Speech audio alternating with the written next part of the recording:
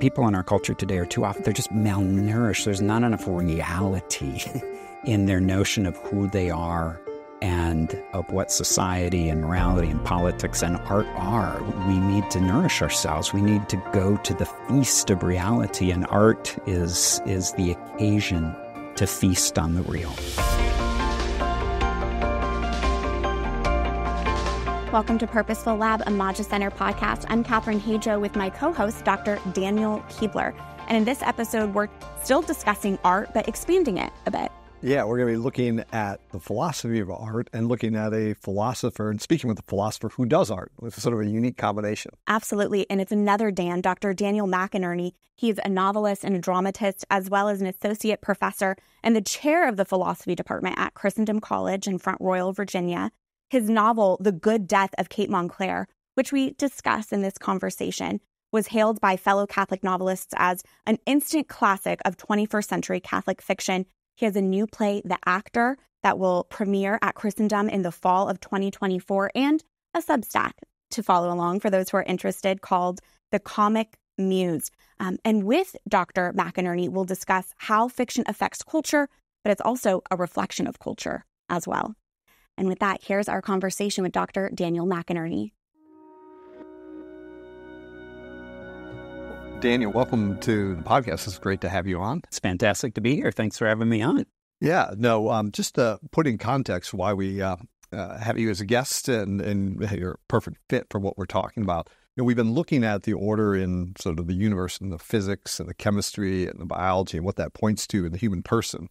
Last a few episodes in last season, we looked at sort of what it means to be human from a philosophical perspective. But there's one thing that we haven't looked at too much, and that was, human art, right? And something that's sort of unique to human culture and to humans. And you tie these two together as a philosopher and an artist, right? So I just want to have you share sort of what got you interested in these two, what often might seem to someone in the opposite ends of the spectrum, where philosophy is sort of logical reasoning and then art is more creative, right? Right. How you tie them together and what brought you into that? Well, I first of all, I come by it genetically. Okay. My father, Ralph McInerny, was both a novelist and a philosopher. So it was coming through my genes first and foremost. Yeah. But speaking biographically a little bit more, as a child, I was an artist. Everyone knew me as the kid who drew cartoons, and being an artist was my first identity, sense of myself. It was what I wanted to do. I was going to be an animator at Walt Disney Studios, and that was who I was. As an undergraduate, I encountered philosophy for the first time, and it was perhaps especially in a course on the philosophy of art that I was invited to think more theoretically about this activity that I loved more than anything else. And I realized I like thinking about what this means. Yeah. And slowly, as my thinking developed, I began to realize more fully that art is a way in which we human beings seek for and find meaning. Certainly not the only way. We do it theologically, we do it philosophically, we do it in sciences. And many other ways, but art is one of the principal ways, and I would suggest it's one of the more common and popular ways in which we human beings reflect on our lives and try to make sense of who we are and what we're doing here. Yeah. And is there something unique that we can reflect on in art, that we doing that, reflecting that as an artist, that you can't do as a philosopher or as a scientist? So what is that dimension that makes it almost so attractive, right? Yes. So if we're talking about theology, philosophy, the sciences, we're in the realm of the abstract. We're in the realm of theory. We're in the realm of ideas. We're not dealing with particulars, the particular of my life, of your lives.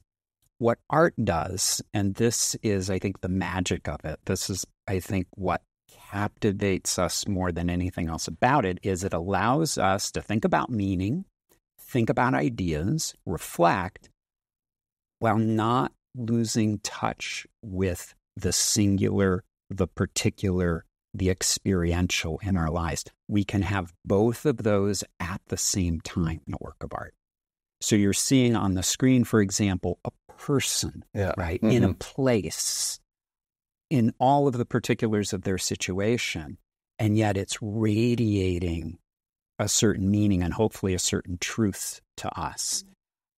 That we just love that. We're embodied spirits. So a purely intellectual or theoretical endeavor takes us more up into the spiritual end of our nature, and we can tend to forget the more embodied side. Art, again, enables us to kind of bring the theoretical, the intellectual together with embodiment, particularity. And as I said, we just can't get enough of that as human beings. You've already mentioned your father, Ralph McInerny, who himself was a philosopher and successful novelist. Tell us about your father and what was it like growing up in the McInerny household? Yeah, I think the first thing I would say is I didn't know I was growing up with Ralph McInerny. That is quote unquote. He was my dad, and I thank God for that. He was a wonderful father. It was only later, my undergraduate years, my graduate studies, where I became aware of the Ralph McInerny known by people I don't know, and that actually that took me aback when people would mention him to me. And my first thought would always be, how do you know my dad? And why are you talking about my dad in so familiar a way? I kind of had to get used to that. But then I fell in with a bad crowd and I went into the same field that he did. And then I'm studying philosophy. And I realized that at very least in the world of Catholic philosophy and well beyond it, he was a rock star, and that was a wonderful thing to encounter. But that's not what I grew up with. It was just dad, and he was a marvelous example, and but it was a development to understand him as kind of scholar, writer, kind of Catholic public intellectual. And it sounds like your household really helped cultivate your skills as an artist. You said you started young. Yes. No, my parents, my siblings very much encouraged me and laughed and enjoyed my cartooning. My father, who worked in those years when I was a kid in an unfurnished basement, not an attractive place to work at all, but he would set me up on an old Royal typewriter on a high chair. He would give me a stack of typing paper, carbon paper, which we used in those days when you wanted to make duplicates. And he would just say, just imagine. And I would write stories. I would imitate him because I would see him at his typewriter banging away, and I would bang away, and I would write, I think, again, thinking of Walt Disney, I was writing scripts, directed by Daniel McInerny, produced by Daniel McInerny, written by Daniel McInerny. It's a best boy, Daniel McInerny. So anyway, a one-man show. He was a great person to imitate. It was a great household to encourage me. Absolutely. Well, speaking of writing, your latest book, Chrism Press, released last year, The Good Death of Kate Monclair. Can you tell us what it's about and the main themes? Yeah. I think it's best to start here. Thinking about culture. One of the chief tasks of any culture is to help us make sense out of and to prepare for death. I mean, if you think of Catholic culture, that's you could describe all of Catholic culture in just that way. It's helping us make sense out of the phenomenon of our finitude. Death is the chief marker of our fallenness. Salvation is principally about saving us from a death that doesn't lead to our homeland in heaven. I was interested in a character facing death who did not really have a culture, that did not have any help in making sense out of death. So my character, my protagonist, Kate Monclair, is a woman. She's in her mid-50s. She doesn't have faith, doesn't really have any strong philosophical or religious beliefs, but she receives a grave diagnosis. She has an aggressive form of brain cancer. It's inoperable. She's dying, and no spoiler, she does die. I tell you that in the title of the book. It's The Good Death of Kate Monclair. There's no miraculous cure at the end. The story is about how she's going to face that death. So without a culture, or if she has a culture, it's the culture of do your best to ignore it. Do your best to keep death out of your mind. Busy yourself. Yeah, busy yourself. She now can't do that anymore because death is staring her right in the face. So I was interested, what does a person in that situation do? So Kate Monclair, maybe as any of us would do in that situation, she flails. She does something that she would not normally ever do. She goes to a death discussion group that she sees advertised on the bulletin board of a coffee shop. And lo and behold, it's moderated by an old friend of hers. It's in the experience of that discussion group that the idea by her old friend is first floated. Maybe you should take your own life. You're facing extreme suffering. There's no way out. It seems absolutely meaningless. Why don't you just shorten the path and commit an act of euthanasia? And early in the book, she decides to do just that. But here I won't spoil. Okay. I will just say that's not the end of the story. Yeah. So it's a book about what it means for somebody without a religious or even philosophical culture facing death and how they might do it. That seems to be something that's sort of unique to our modern culture. So that we don't have a culture, right? Something to cling on to in terms of meaning. So how, you're looking at art over, the millennia, how do you see, so this meaning making in art related to, making good decisions and the virtue or the ends of life or what is my life for? How does that change over time? Is it just culturally, each culture picks their own, this is the purpose of life? Or do we see, in different literary cultures, the same literary themes and the same sort of struggle for meaning? And do they just construct it? That's one of the things that sort of moderns, we just construct our own meaning. That's right. Is that what we see as we look at sort of the grand sweep of literature? Is that something maybe unique to the 20th century? It's a complicated question. I think it's worth saying this first. I think all art from any tradition in any time period from any artist is speaking to our ethical or our moral life. That doesn't mean that their stories or their art is necessarily about a moral dilemma or some moral rule or commandment is at the center of the drama. I mean it more generally, that every work of art has to do with human beings pursuing their happiness, pursuing their fulfillment, and either succeeding or failing. And that's the ethical life, broadly conceived. That's how we conceive of it in the Catholic tradition, going back to Aristotle, that the moral life, the ethical life is the search for happiness. So I think you can look at any work of art, especially stories, but even paintings, sculpture, I would say even music without lyrics, and you can understand it as a way of expressing that quest for happiness. Okay. Then things get complicated because then you get to different cultures, different outlooks, different takes on happiness. Right, yeah. Right. And so you're going to find different literary traditions, traditions of painting, traditions of drama. You're going to find variety, division, even conflict.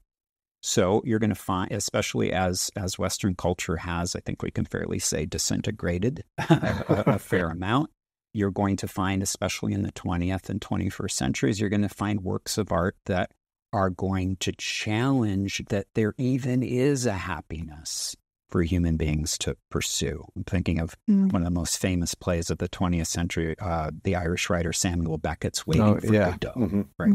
Which does just that. It questions whether there is a fulfillment for human beings. And if there's not, what do we do? Yeah. What do we do? So we can't say that every single work of art is picturing or manifesting the very same understanding of happiness, one that would be congenial to us as Catholics. You're going to find variety and division and conflict. But I don't think that's the end of the story either. I think beauty shines through. I think greatness in works of art, does shine through. I think the greatness of Shakespeare, for example, outshines that of Beckett. I think the greatness of Dante or Tolkien, say, outshines many of the novelists writing today. So I think beauty will out, as we say. Yeah. But there is a great variety of traditions. So art, you can see, as a scientist, I think science over the ages, it reveals the underlying philosophy and goals of that culture. And it seems like very much, medieval science was quite different, and they were asking different questions and had different concerns and underlying philosophies than, say, modern science. But there's a continuity there because we're trying to get at understand the natural world. And it seems like with art, there's a continuity there, but it reveals an underlying issues that the society is going through at the time. So how would you, as a judge, good art versus bad art, right? Because there is certainly art that, it's from a Catholic perspective, it's moral and so forth, but it's just bad art, right? Yeah. So well, you put your finger on something important. Whenever you're going to evaluate a work of art, there's at least two levels. Or sort of call it the meaning level, ideas level of the piece, and then you get to the more technical craft dimension of the piece. We've all seen them. There can be great films and television shows, maybe about saints or biblical characters, where the meaning level, it's unimpeachable, it's wonderful, it's edifying. But technically, there are some drawbacks. The craftness of whatever the genre is lacking in some way. We don't want to justify a lack of craft by saying, well, at least it has this. We want excellence wherever we go. We're called to excellence. And so we want to marry the good ideas with the excellence in craft, but they can come apart. Yeah. And I think we see that a lot, not to call out any specific project, but I think we see that a lot in the Christian and Catholic media world. We'll just cheer and applaud a specific project because there's a good message, but the actual execution is maybe not excellent. The culture wars have not always been friendly, at least to the Catholic understanding of art. We let the very good and sincere desire to change the world to sometimes override the technical and the craft aspects of it. And we have to really be on our guard not to let that happen. Because to your point, the excellence actually speaks through more loudly. Yeah, more loudly, yes. If you're going to get people to hear the message, they have to be compelled by it purely as a work of art. A work of art, in short, cannot stand upon criteria external to art. We can't call it great, we can't call it important just because it's speaking to something outside the world of art. It has to succeed as a work of art first and foremost. If you were to take a pulse of how we're doing in the U.S. right now in 2024 when it comes to popular entertainment, what diagnosis would you give when it comes to our culture and art? Meaty question. It's an interesting time. We're seeing in 2024 what I would call the decline, slow, maybe not so slow, of legacy media across all the genres of entertainment, especially film and television especially, but I would think even in the publishing world. The old standbys, the Disney Corporation, for example, no one's going hungry who works for the Disney Corporation, but they're not achieving their own aims in the culture anymore. They're losing part of their audience. The democratization that technology brings, think of streaming platforms, enables production companies like Angel Studios, who makes The Chosen and the recent film on Mother Cabrini, makes it possible for a group like that to crowdfund, to get an audience, and to get some really impressive traction in the culture. So it's an interesting time. It's of shifting ground. And Catholics and other Christians are doing some great things to take advantage of that, and that's fantastic. Again, you see it not just in film and TV, but in the literary world, and I'm sure in other arts as well. But it's always a challenge, especially to compete with those vehicles that are very much in the mainstream and have the mainstream funding, the mainstream distribution, the mainstream marketing. We're just coming off of award season in the film industry. For a project coming out of the Christian or Catholic world to compete with an Oscar winner, we're not quite there yet. But the audiences that we are able to win are not negligible. And I think that's exciting. So that doesn't get to everything in your question, but it's interesting to note it's a time of great shifts, and I think we would be savvy to take advantage of those. Yeah. Well said. Yeah. And what opportunities, what do you see as the opportunities for Catholic Christian artists in that milieu? Is there a danger of this of these opportunities? Is it all positive, the fact that there is more democratization of that? Right. There's always the danger that we've already talked about, that craft will be sacrificed in a very earnest desire to get kind of a message piece out into the world. So that's there. It's always going to be there. We always have to be on guard for that.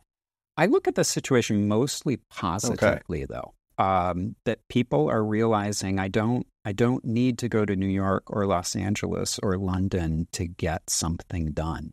I pitched my novel to New York agents, and got a lot of silence, got some nice remarks back, but no sale in the end. So I went into the more independent and finally into a Christian Catholic arm of a Christian publisher, and very happy to do so. That's kind of what you have to do, but that opportunity is there. Yeah. And again, we could go to other arts, and there are similar opportunities. If you're a painter, if you're just an illustrator, you can get your work out there this afternoon. There's a lot of competition out there. It doesn't mean it's going to be easy, but there's distribution there that wasn't available before, and Catholics should be taking advantage of that. Yeah, great. Yeah, I want to talk a little bit about your sort of academic work and your teaching, philosophy of art course, because there's something that's unique to human culture and ubiquitous. This art that we're drawn towards something beyond ourselves. This transcendental nature of art. It's almost points to something unique about humans. But as you mentioned, it all art is looking about what does it mean to live the good life or happiness. So it's tied up with virtue in a sense, right? So absolutely. How do you sort of frame that in your class? Like what is the connection there with virtue and art, and how do you? Art is linked to transcendence, but we want to think about what does it mean to transcend. What are we transcending, and what are we transcending toward? To transcend means literally means you're going over something, right? You're going beyond something. So what is it that we're going beyond in a work of art, right? What I would say, we're going beyond our ego. We're going beyond our self-concern. We're going beyond our own emotional life. We're going beyond just our mere subjectivity, our mere wants and desires. What a great work of art does, it transcends that world. I was saying earlier that we love art because it retains our particularity, and we want it to retain the particularities of the human experience, but not that which is just merely about me. Right, yeah. So great art is going to take us into the realm of what is really fulfilling for human beings, what really makes us happy, what is my ego really desiring, what are these passions for? Great art will give us the end. end in the sense of not chronological end, but end in the sense of perfection. What is the perfection that we human beings are thirsting for? Mm. Art will give us a picture of that. But again, not just on the abstract level, but showing us this individual struggling for that, at least the greatest. Yeah, and I think that's what your book, this Kate Monclair, you're posing this question that she's struggling with. It's not a question that's unique to her. Yes. It's something that we all have to deal with. And now, so in your opinion, does good art then answer that question, or does it raise the question and sort of frame it for people to think about, right? Or does it just tell them the answer? And, Or is that a bad distinction there that I'm making? No, it's a good one. We never want to put great art in a box. There's such variety, even amongst the greatest works of art. So great art will do lots of different sorts of things. Okay. We can think of examples of great stories that show us the full meaning of human life. I'm thinking of Dante's Divine Comedy. Okay. Nothing in that poem He's got it missing in regard to what's essential for our flourishing as human beings. It's all there, right? Other works of art, while still having that rich sense, won't take us all the way there. They may show us a character struggling, not even knowing that's the end, struggling to find a certain sense of fulfillment and failing. But the failure is instructive. Okay. Now, that's a tricky maneuver to pull off, because you have to, the artist has to indicate that the failure is meant to be instructive of something more. That would to pull that off well, we'd have to talk more about the craft end of things. Because that's it's a danger of just making it nihilistic. Yeah, that's right. Exactly. Everybody dies in the end. Exactly. Yeah. But I think of certain of the novels of one of my favorites, the 20th century Catholic novelist Yves Lemoine, will do that. He'll take us all the way, say, in Brideshead Revisited, perhaps his greatest novel. He'll show us a character going all the way toward conversion and faith and renewal of life. But in other of his novels, he'll show us a kind of fiasco and characters comically, blackly comically falling short of their goal, but in a way that is instructive. You're talking about how great art points us towards, what we're all yearning towards. Mm-hmm. That being said, can we as Catholics think there is good art coming from someone who is ideologically opposed to us, who has, different answers to the big questions? Right. That's a great question. It's a question my students often ask me. I think it's one we're all compelled by. A few minutes ago, I mentioned that play by Samuel Beckett, Waiting for Godot. It'd be hard for me to imagine a work of art more antithetical to my own beliefs and commitments than that one. Yet, I've taught it in my classrooms. I enjoy it to a certain degree. Do I think it's great art? It's certainly fascinating art. I'll say that. I'm interested in Beckett and his characters, as I was with my own protagonist, Kate Monclair, trying to puzzle through what it means to live in a life that, from their own point of view at least, is drained of meaning. So I think we can find interest, fascination, we can be compelled by a work of art that espouses an outlook that is not our own. I think that's true, if only for purely craft reasons, the use of color, the acting, the cinematography, for example. We can admire those things and abhor the quote-unquote message of the film.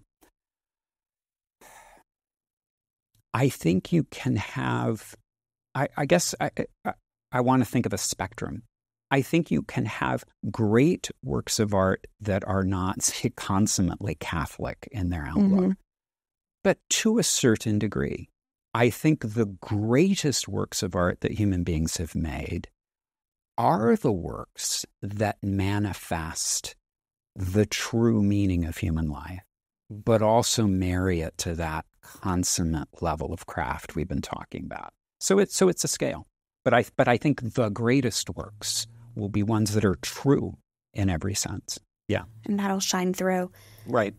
Your latest endeavor is a play called The Actor, and I believe it will be shown at Christendom It's this going to spring. premiere at Christendom College this fall. That's the plan. That's really exciting. And it's about St. John Paul II's cultural resistance in the form of theater. Yes. Tell us about this play. We'd love to hear about it and your vision for The Actor. I would love it. Well, it begins with my own love of drama. I've directed high school drama in the past. I'm involved with Christendom's theater group, at least as the faculty mentor. I have always admired great acting and stagecraft in particular. And so when I learned that the young Carol of Wojtyla would become St. Pope John Paul II, himself as a young man wanted to be an actor, I was intrigued and began to read and study about that time in his life. And it became especially intriguing because his theatrical activities were pursued in the midst of war, all right, while Poland was being occupied by the Nazis in the Second World War. So I came up with this story that would track that period of his life. So my play is called The Actor, and it concerns just that period in his life, pretty much from the Nazi invasion, which was September 1, 1939, to the time when he entered the seminary, which I believe was the fall of 1941. So it's not a very long period in his life. But as soon as the Nazis invaded, he and his friends, he was a college student. He was at the Jagiellonian University in Krakow in Poland. And they tried to keep up their studies underground. That didn't last very long. They were shooting. Many other professors was one of the problems. But he and his friends got the idea, our Polish culture is they're trying to cancel it. They're trying to destroy it. We have to keep that flame burning. And so they took their activities underground, and it began very small in a room like this with a few friends. They would move the furniture and they would put on plays. The great plays of Polish romantic literature, 19th century works for the most part. And it grew, and they kept that flame alive, and people would risk their lives every time they rehearsed.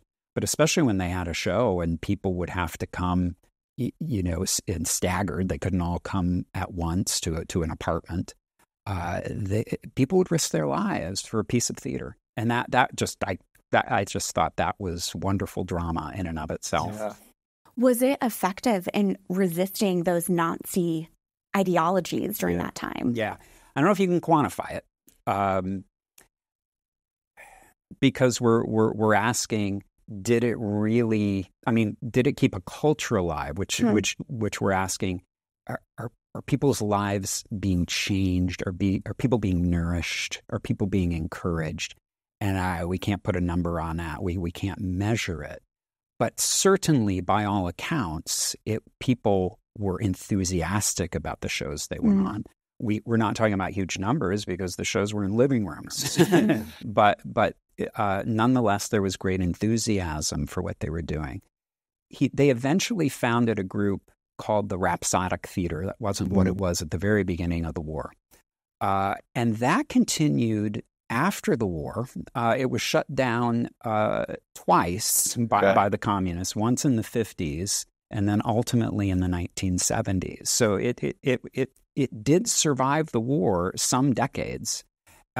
So in that respect, that's quite successful. I think any theater company would be pretty happy with several decades of existence, especially under such oppression. As you've delved into St. John Paul II's life during those 2 years in particular, were you struck by anything, or can you speak about how, fiction and plays and art, how that was a refuge for him during that time? Yes, it was. But what interests me is that the deeper he dove into his theatrical activities, the more his vocation to the priesthood called him. And that that maybe was the real dramatic heart of my play, is trying, what was happening that the more he threw himself into theater, he really wanted to be a professional actor, and he was good enough to do it. The deeper he went in, the more God was using that to call him. God wanted him to be on a stage, not just the world stage, but the stage of the altar. He wanted him to do what actors do, to bring a real presence to life. So I like to play with all the double meanings there of acting, of real presence, of the actor and the priesthood. I called the play The Actor to have more than one meaning. Yeah. So it's God was taking him away from the activity that he was attracting him to. I find that very interesting. Maybe that happens with all of us to one. Is that an aspect of good art that it speaks to, the particular of the character, but it also speaks to the particular of the reader or the person looking at the art, right? And yes. Yeah. It's art that was true, so probably just drew him even closer to truth himself. Yeah, we should that's a good point. We should keep in mind that the plays that they were performing were deeply spiritual plays. They weren't doing comedies, right? They weren't doing musicals. These were very serious we would think of them as very kind of cerebral kind of theater. And the way that they staged them was more like a poetry reading than a full-fledged drama. It was minimalist theater because they were really emphasizing the word. They wanted the word to sink into people's hearts and minds. So it was about the language, but it was a very philosophical and indeed religious language in these plays. So there was a connection to the spiritual life. And you mentioned the name of this group was the Rapaic Theater. Eventually, they called themselves the Rapaic Theater. Yes. With something like the Rapaic Theater, do we need something like that today in 2024 to push back against? Always. It was just an impressive form of cultural resistance, the Rapaic Theater. We are not living in a land overrun by our oppressors. We still enjoy a decent amount of freedom in our time. But I am not here to argue against the view that our culture is in deep decline and that there is oppression all around us and great evil all around us. And we need to resist that. Mm-hmm. Art is always compelling. It is a fantastic form of resistance. So we need to, as it were, we need to put on the plays in the sitting room or the garage or whatever. We need to bootstrap the production company. We need to found the independent publisher. We need to find ways to get people to show their paintings and their sculpture and their music. Mm-hmm. As we were talking about earlier, it's a time of shifting grounds, and we need to find every way that we can to get our work out into the world, not forgetting mainstream venues. That's it. I don't want to just discount those. It's a more complicated discussion, but we shouldn't forget about them. Yeah, that's something, this theme, like we talked about, culture influences art, but this is the opposite. Holding on to your art influences the culture. And that's something that's deeply embedded in JP too, in his thought and the way he saw art. And is that something that's influenced you into what you're doing with your art? Absolutely. I mean, I was saying earlier too, we can't judge a work of art by criteria that are outside of art. Granted, but there's still a distinction to be made. We still want the work of art to teach the world. Yeah. Right? I certainly do. I want to move hearts and minds with what I make. I want the world to be a better place. However, as an artist, because of that desire, I have to double down on the craft aspect. I have to make it so good that the non-believer or someone who is really deeply antithetical to the faith will still be compelled by it. That's our real challenge. And right. It's a big one. Yeah, definitely. So you write a lot about art and philosophy, and so you have a Substack. I do. To share sort of what you do on there and what types of articles you put up. Yes. It's my Substack is called The Comic Muse. Okay. It's not about comic books. I call it the comic muse because it's the muse, which I take to be the Holy Spirit ultimately, which animates it, is one that is ultimately comic in the grand traditional sense, leading us toward ultimate fulfillment, leading us to God ultimately. I write about art almost exclusively. I have a series right now on the question we've been discussing, the relationship between art and transcendence. What does it mean for art to transcend? And I, kind of taking a phrase from the Catholic novelist Walker Percy, I call the artists of our time ontologically impoverished, which is to say they're malnourished. They don't have enough. Ontologically just simply means it has to do with reality, right? Not just artists, but people in our culture today are too often, they're just malnourished. There's not enough reality in their notion of who they are and of what society and morality and politics and art are. We're just we're shrunken. And so I'm trying in a playful way to bring back a sense that no, we need to nourish ourselves. We need to go to the feast of reality, and art is the occasion to feast on the real. One of the occasions, at least.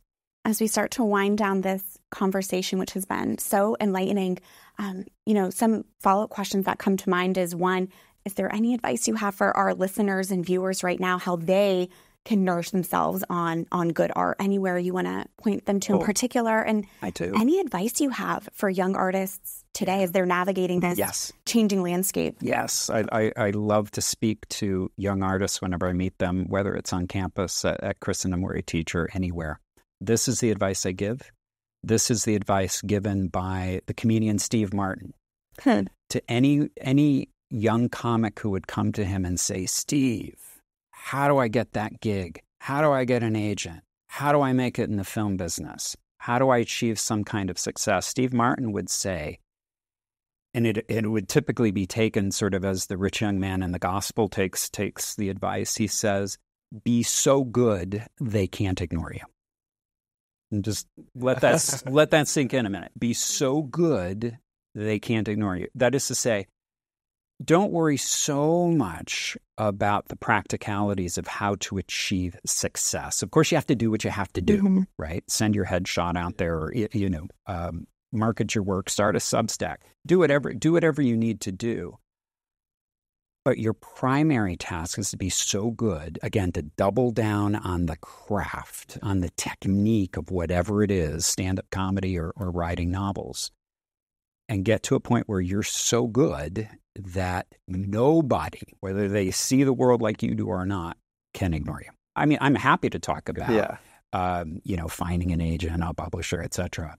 That's a great conversation. But the first conversation I want to have is, how are you becoming excellent? Let's talk about how that happens. I'd recommend a book, not by an artist, but by a man your viewers may know, Cal Newport, who is a professor of computer science at Georgetown University, but he also writes more popular books about work life in our technological age. But he wrote a book a few years back called, taking this story from Steve Martin, the book is called So Good They Can't Ignore You.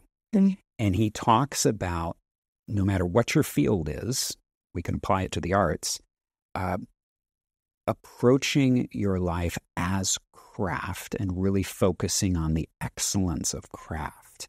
And I've learned a lot. I recommend that to my own kids, to students, all young artists viewing today. Yeah, the excellence comes first, and the logistics are easier.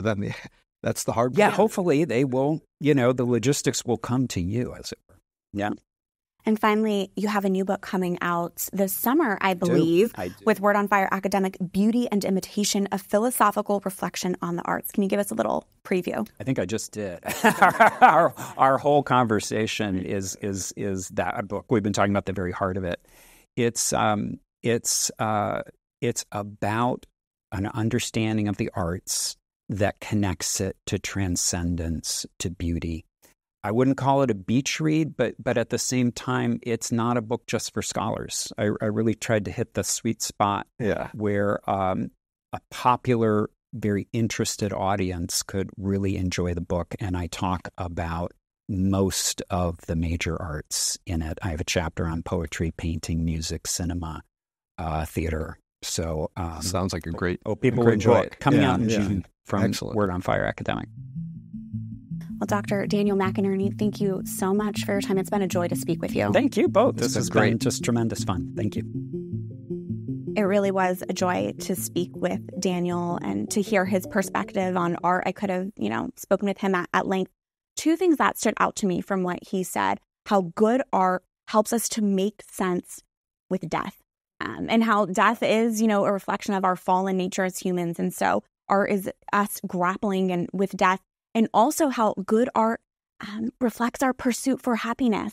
It seems like those two things would be opposite, happiness and death, and yet both are a part of good, beautiful art. Yeah, I think the interesting point that he made about death, that we all have to confront that. So then that raises the question of, what am I living for, right? And that leads to happiness. Right? What does it mean for me to be happy or to live a good life? So I think, that when we confront our death, and he was talking about it in his book, this woman confronts her death. Well, what does it mean? Is there any meaning to my life and who I am? That's something not only you find in good art, but what we've been discussing on the podcast. It forces you to seek that purpose.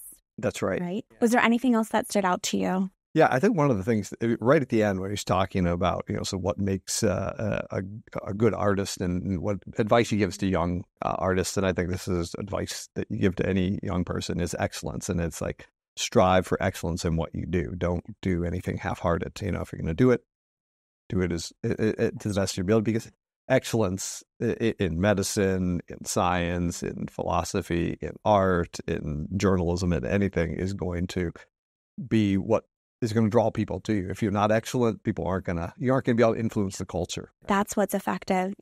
St. John Paul II was excellent, and it seemed everything that he did, and that's what drew so many people in. And it seems excellence is also virtuous, right? Too.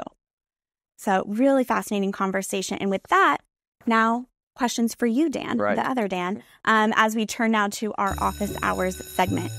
So in the news just throughout this year, we're going to be seeing this topic of in vitro fertilization related to different cases throughout the United States. And it's bringing to the surface a lot of bioethical questions, biological questions. So speaking to you as a Catholic biologist, can you just first off explain what is the church's teaching when it comes to in vitro fertilization? Yeah, Catherine, it's a good question, and it's one of those questions that's very difficult for people to come to terms with, because it often seems the church's position on IVF is sort of not sympathetic to couples that might be infertile. So, the church teaches that IVF is immoral because it separates sort of what at the heart of the marriage act being both unitive and procreative, right? And that a life is a new life is a gift of the self between the married couple. And so when you take that away from the marriage act, it becomes disordered, right? And that doesn't mean someone that's conceived via IVF is disordered. They're a full human person, and the church teaches that. But when you separate the unitive and procreative aspects of the sexual act, you do something that is causes a disruption at the heart of the marriage. And that's why, contraception is sort of the other side of that, right? So IVF and contraception go together in terms of the teaching of the church, because contraception separates the procreative act from the unitive act, where you don't have a full self gift, right? And then IVF separates the unitive act from the procreative act, and at the other end of that spectrum, And not to mention a concern that's been brought up too is in vitro fertilization, when they create those embryos too, many of them are often discarded. Yeah. And so there's this sort of slippery slope. IVF and the production of these excess embryos is one of the things that justifies, embryonic stem cell research. We got all these excess embryos. We should do some use them for research. And so there's a lot of the sort of ethical issues that flow from that, right? And at the heart of it is and it's difficult for an infertile couple, and my wife and I struggled with this for a couple of years in our marriage, and so it's not that the church doesn't have sympathy for this, but the point there is that when you sort of I deserve to have a child, and sort of the commodification of another person, right? It's like, I want a child and I want to produce it this way and I want it on my terms, which leads to a cheapening, ironically, of life. Okay, so a follow-up question to this that I think people would be interested in hearing: what are morally acceptable alternatives to IVF then for those who are practicing Catholics?